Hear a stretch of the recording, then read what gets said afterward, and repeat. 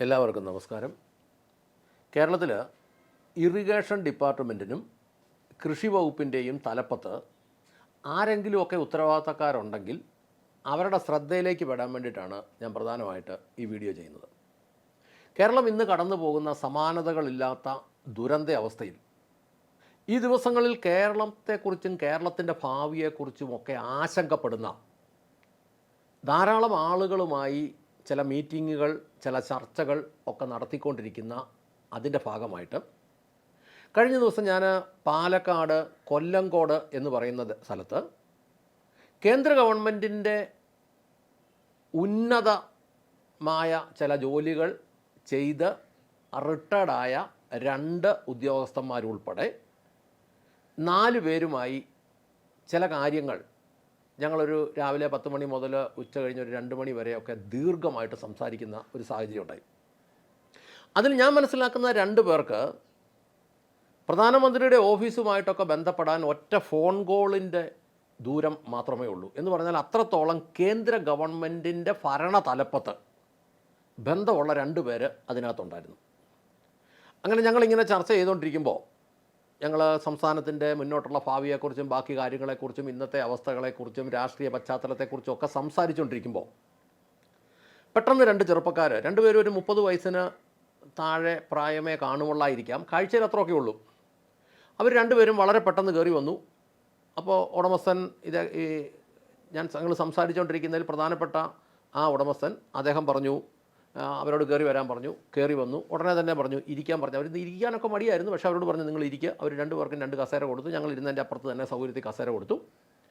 ഇരുന്ന് ഞങ്ങൾ വർത്തമാനമൊക്കെ പറയാൻ തുടങ്ങി കഴിഞ്ഞപ്പോഴത്തേനും ഉടനെ ഇവർ പറഞ്ഞു ഈ കനാല്, പുറകെ കൂടെ പോകുന്ന കനാല്. അപ്പോൾ ഇദ്ദേഹത്തിൻ്റെ വീട് ഒരു 8-10 ഏക്കർ കൃഷിയിടത്തിൻ്റെ നടുക്കാണ് വീടിരിക്കുന്നത്. ഒരു 75 വർഷത്തോളം പഴക്കമുള്ളൊരു വീടാണ്. ഈ വീടിൻ്റെ പുറകിൽ ഒരു പാടശേഖരമുണ്ട്. പാടശേഖരത്തിൻ്റെ നടുക്കൂടെ ഒരു കനാല് പോകുന്നുണ്ട്, എൻ്റെ ഒരു സൈഡിൽ കൂടെ. ഈ കനാൽ 2.5 വർഷമായി പൊട്ടിയിട്ട് വരുന്ന വെള്ളം ഈ പാടത്തോട്ട് വീണ് പാടത്തിൻ്റെ നടുക്കൂടെയുള്ള കൃഷിയെല്ലാം ഇങ്ങനെ പറിച്ച് കളയുക.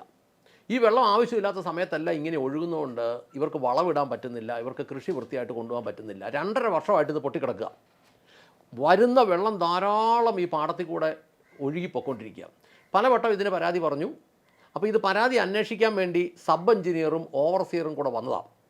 അപ്പോൾ ഇവർ 2 പേരും ഇരുന്ന് കഴിഞ്ഞപ്പം ഇവർ വന്നിട്ട് പറഞ്ഞു അതെ, നിങ്ങളുടെ FNB സ്കെച്ചും കരം കെട്ടിയ രസീതും വേണം.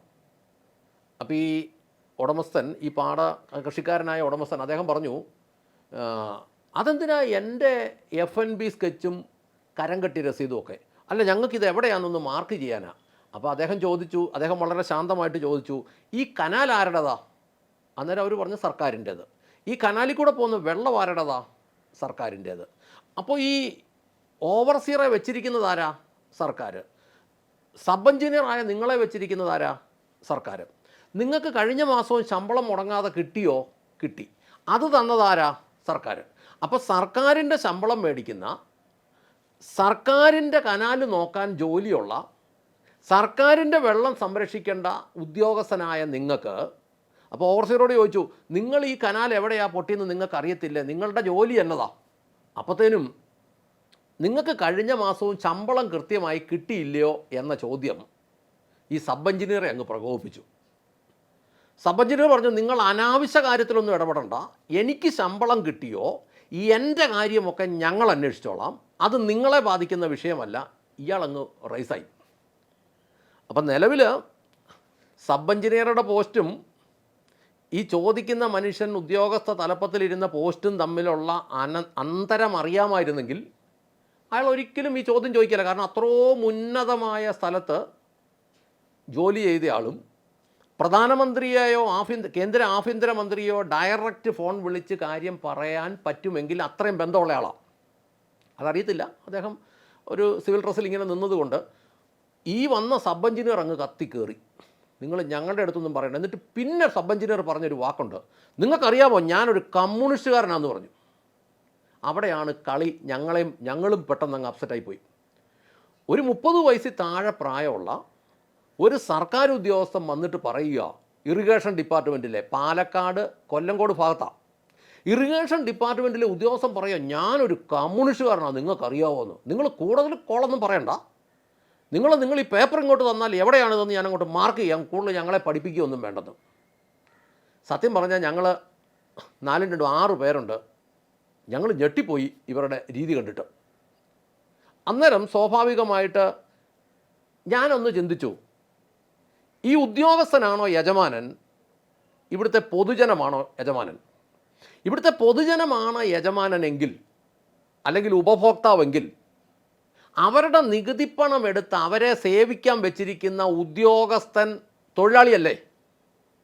ഉദ്യോഗസ്ഥ തൊഴിലാളി തൊഴിലുടമയായ പൊതുജനത്തെ പേടിപ്പിക്കുന്ന അവസ്ഥയിലേക്ക് രാഷ്ട്രീയത്തിൻ്റെ ബലം ചെന്നെങ്കിൽ യഥാർത്ഥത്തിൽ എന്തൊരു അവസ്ഥയിലേക്ക് നമ്മുടെ നാട് മാറുക? ഞാൻ കമ്മ്യൂണിസ്റ്റുകാരനാണെന്ന് ധൈര്യമായിട്ടങ്ങ് പറയുക. കേരളത്തിലെ ഭരണ നേതൃത്വത്തോട് ചോദിക്കട്ടെ, അല്ലെ ഉദ്യോഗസ്ഥന്മാരോട് ചോദിക്കട്ടെ, നിങ്ങൾക്കുള്ളിൽ രാഷ്ട്രീയമുണ്ടെങ്കിലും നിങ്ങൾക്ക് പരസ്യമായിട്ട് ഇത് പറയാൻ നിയമമുണ്ടോ? നിങ്ങൾക്കിത് പരസ്യമായിട്ട് പറയാനുള്ള നിയമമുണ്ടോ? അല്ലെങ്കിൽ പരസ്യമായ രാഷ്ട്രീയ പ്രവർത്തനത്തിന് സർക്കാർ ഉദ്യോഗസ്ഥന്മാരെ നിയമം അനുവദിക്കുന്നുണ്ടോ? രണ്ടാമത്തെ ചോദ്യം, സീനിയർ സിറ്റിസൺസ് 60 വയസ്സിന് മുകളിൽ പ്രായമുള്ള വ്യക്തികളെ പരസ്യമായി അപമാനിക്കുന്നത് നിയമം അനുവദിക്കുന്നുണ്ടോ?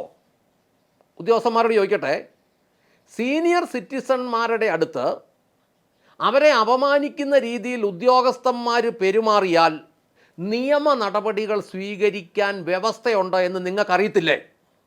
ഇനി സർക്കാരിൻ്റെ കനാല്, സർക്കാരിൻ്റെ വെള്ളം, സർക്കാരിൻ്റെ ഓവർസിയർ, സർക്കാരിൻ്റെ സബ് എഞ്ചിനീയർ, അങ്ങനെയുള്ളവിടത്തെ ഒരു കനാലിൻ്റെ പൊട്ടിപ്പോയാൽ ആ കനാൽ റിപ്പയർ ചെയ്യാൻ വേണ്ടി പാടത്തിൻ്റെ ഉടമസ്ഥൻ്റെ FNB സ്കെച്ചിൻ്റെ ആവശ്യം ഉണ്ടെങ്കിൽ അതെന്തിനാ?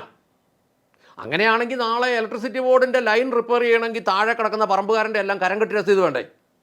അങ്ങനെയാണെങ്കിൽ PWDയുടെ റോഡ് റിപ്പയർ ചെയ്യണമെങ്കിൽ അതിന് ഈ അയൽവക്കത്ത് കിടക്കുന്നവൻ്റെയൊക്കെ പറമ്പിലെ ആധാരത്തിൻ്റെയും കരം കെട്ടി രസീതിൻ്റെയൊക്കെ കോപ്പി വേണ്ടേ?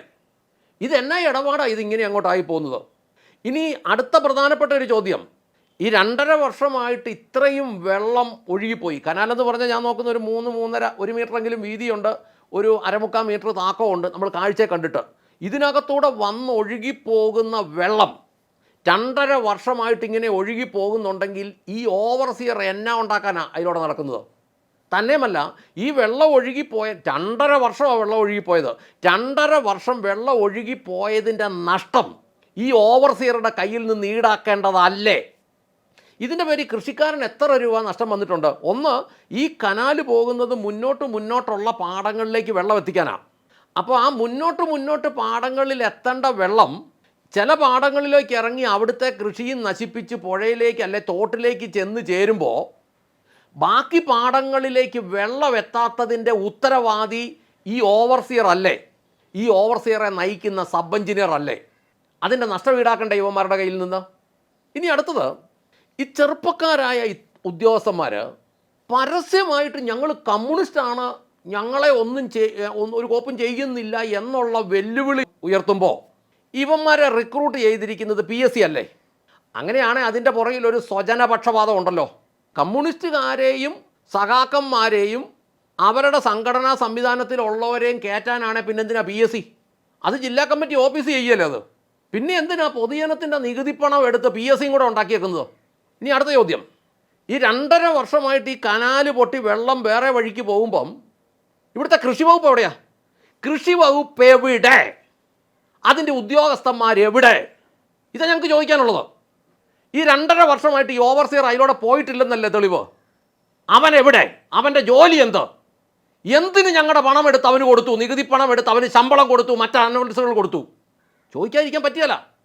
ഇനി അടുത്തത്, ഇങ്ങനെയുള്ള ചെറുപ്പക്കാരായ ഉദ്യോഗസ്ഥന്മാർ നാളെ ഈ സമൂഹത്തിന് ഭീഷണിയാകുകയല്ലേ? 30 വയസ്സുള്ളവൻ വീട്ടിൽ കയറിയിരുന്ന് മുമ്പിലിരുന്ന് ധൈര്യമായിട്ട് വെല്ലുവിളിച്ച് പറയുക ഞാൻ കമ്മ്യൂണിസ്റ്റാന്ന്.